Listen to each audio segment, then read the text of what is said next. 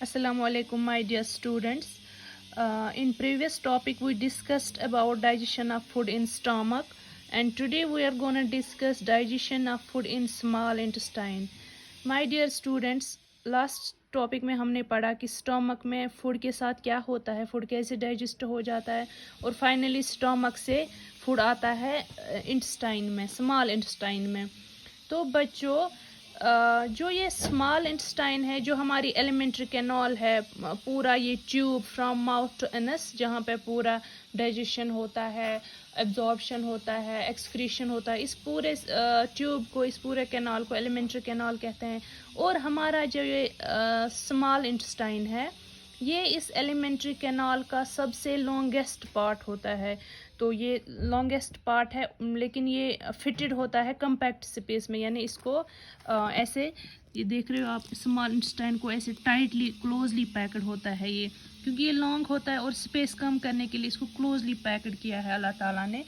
तो ये जो स्मॉल इंटेस्टाइन है, इसकी लेंथ डिफरेंट ऑर्गेनिजम्स में डिफरेंट होती है। जो हर्बीवोर्स होते हैं, हर्बीवोर्स मीन्स जो एनिमल्स घास खाते हैं, उनका स्मॉल इंटेस्टाइन ज़्यादा लॉन्ग होता है, क्योंकि सेलुलोज जो होता है, जो वो घास में होता है, वो डाइजेस्ट करने में काफ़ी जगह चाहिए। इसी तरह से जो मीट है, मीट जो है, गोश्त, ये जल्दी जल्दी डाइजेस्ट होता है, इसलिए जो कार्निवोरस होते हैं, यानी गोश्त खाने वाले जानवर जैसे टाइगर, इनको शॉर्ट स्मॉल इंटेस्टाइन होता है, क्योंकि इसमें जल्दी मीट डाइजेस्ट होता है। अब ये जो स्मॉल इंटेस्टाइन है, ये एक ऐसा पार्ट है जहाँ पर डाइजेशन प्रोसेस कंप्लीट हो जाती है एक ह्यूमन बीइंग में। डाइजेशन कार्बोहाइड्रेट्स की, डाइजेशन प्रोटीन्स की जो हमने फूड के साथ लिए होते हैं, और फैट्स की डाइजेशन जो हमने फूड के साथ ली होती है, लिए होते हैं फैट्स। ये सारे जो न्यूट्रिएंट्स हैं, कार्बोहाइड्रेट्स, प्रोटीन्स एंड फैट्स, इनकी डाइजेशन कंप्लीट हो जाती है इसमें स्मॉल इंटेस्टाइन में। तो जो ये, मैं आपको एक इमेज दिखाती हूँ।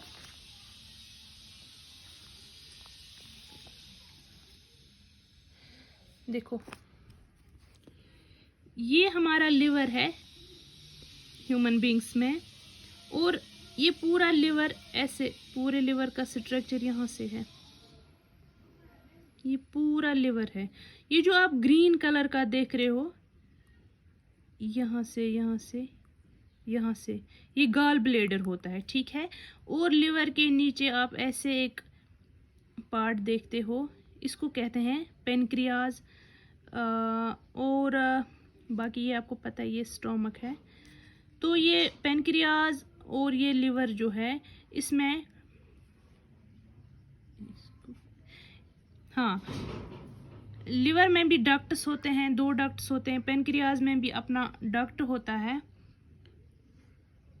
हाँ, तो लिवर से जो भी सिक्रीशन आती है, बाइल जूस जिसको हम कहते हैं, उसमें बाइल साल्ट्स होते हैं। ये सारे बाइल साल्ट्स लिवर से किस में ट्रांसफ़र होते हैं? Through these ducts to this gall bladder. तो पेनक्रियाज से भी कुछ पेनक्रियाटिक जूसेस निकलते हैं, ये पेनक्रियाटिक डक्ट के थ्रू ट्रांसफ़र होते हैं। फिर ये यहाँ से स्मॉल इंटेस्टाइन स्टार्ट होता है। ये जो आप कॉइल्ड स्ट्रक्चर देख रहे हो, ये स्मॉल इंटेस्टाइन है। तो ये गॉल ब्लेडर से भी ये लिवर के जो जूसेस हैं, बाइल जूसेस, ये सारे इस स्मॉल इंटेस्टाइन में ट्रांसफ़र हो गए। पेनक्रिया से पेनक्रियाटिक जूसेस इस डक्ट के थ्रू किस में ट्रांसफ़र हो गए? स्मॉल इंटेस्टाइन में। अब आपको यहाँ पे आ गया समझ कि जो लिवर है, ये पूरा लिवर है, यहाँ से पेनक्रियाज है, और ये छोटा जो आप ये सर्कुलर थोड़ा सा देख रहे हो, ये गॉल ब्लेडर है। तो लिवर से जो भी सिक्रीशंस आती हैं, जिनको हम बाइल जूस कहते हैं, बाइल सॉल्ट्स कहते हैं, बाइल सिक्रीशंस कहते हैं, ये ट्रांसफ़र होती हैं डक्ट्स के थ्रू, इसमें बाइल डक्ट्स के थ्रू, इसमें क्या कहते हैं, इसको गॉल ब्लेडर में ट्रांसफ़र होते हैं। और पेनक्रियाज भी अपने पेनक्रियाटिक डक्ट के थ्रू अपने पेनक्रियाटिक जूसेस किस में डालता है? स्मॉल इंटेस्टाइन में।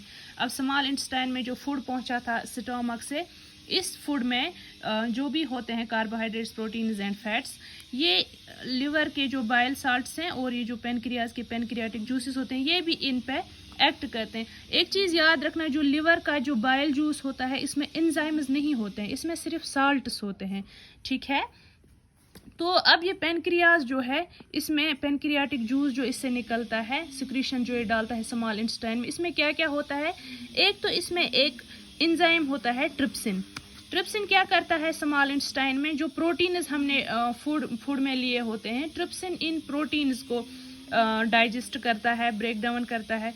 और ये जो लाइपेज एक एंजाइम होता है पेनक्रियाज में, पेनक्रियाटिक जूस में एक एंजाइम होता है, ये एंजाइम क्या करता है, इमल्सिफाइड फैट्स को डाइजेस्ट करता है।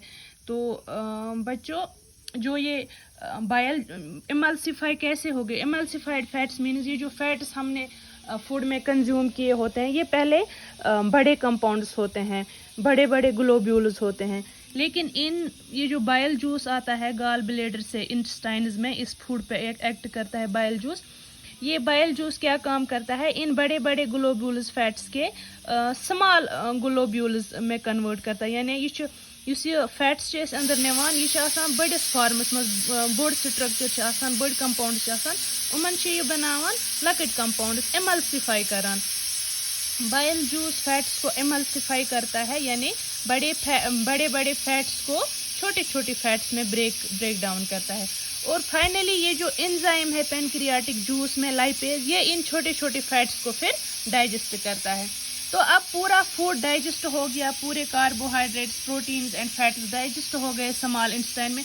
और याद रखना ये जो इंटेस्टाइन है, इसकी जो इनर वॉल्स हैं, इनसे भी कुछ इंटेस्टाइनल जूसेस निकलते हैं, जो इंटेस्टाइनल जूसेस फाइनली हेल्प करते हैं complete digestion of carbohydrates, proteins और फैट्स में। यानी जो इंटेस्टाइनल जूसेस होते हैं और ये पेनक्रियाटिक जूसेस, बाइल सॉल्ट्स, ये फाइनली कंप्लीट डाइजेशन करते हैं फैट्स की, कार्बोहाइड्रेट्स की और प्रोटीन्स की।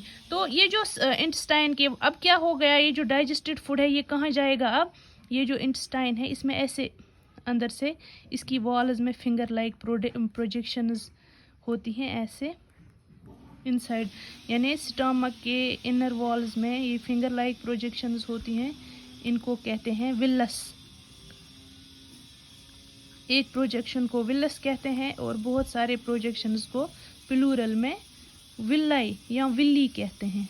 ओके, तो ये जो विल्लाई है फाइनली ये एब्जॉर्ब्ड फूड जो यहाँ पे पूरा एब्जॉर्ब हो गया, कार्बोहाइड्रेट्स, प्रोटीन, फैट, ये फाइनली ये जो विल्लाई होती है, विलस होते हैं, ये रिचली सप्लाइड होती हैं ब्लड वेसल्स से, इसमें बहुत सारी ब्लड वेसल्स होती हैं। तो ये फाइनली ये डाइजेस्टेड फूड जो होता है ये सारा ब्लड वेसल्स में चला जाता है और ब्लड इस विलाई में चला जाता है और विलाई इसको कम्प्लीटली एब्जॉर्ब करके ब्लड वेसल्स में डाल देता है और फाइनली ये ब्लड इस फूड को, इस डाइजेस्टेड फूड को पहुंचाता है बॉडी के हर एक ऑर्गन में। ठीक है, तो जब डाइजेस्टेड फूड हर एक ऑर्गन में पहुंचेगा तो और आपको पता है फूड का काम क्या है, हमें एनर्जी मिल जाएगी। ठीक है, तो हर सेल में पहुंच जाएगा डाइजेस्टेड फूड, तो हर सेल में एनर्जी आएगी।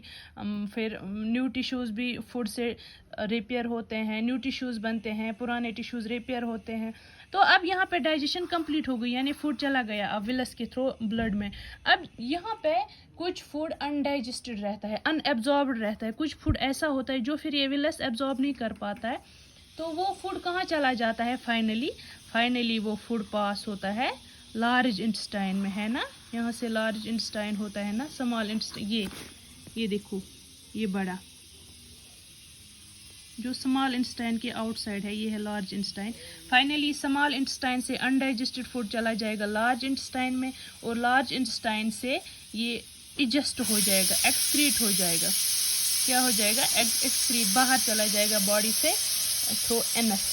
ठीक है, एनस के थ्रू ये अनडाइजेस्टेड फूड फाइनली हम एक्सक्रीट करते हैं एंड हम जानते हैं एक्सक्रीशन होता है removal of undigested food from the body. तो इस तरह से digestion in human beings complete होता है। That's all for today, see you in next class, bye.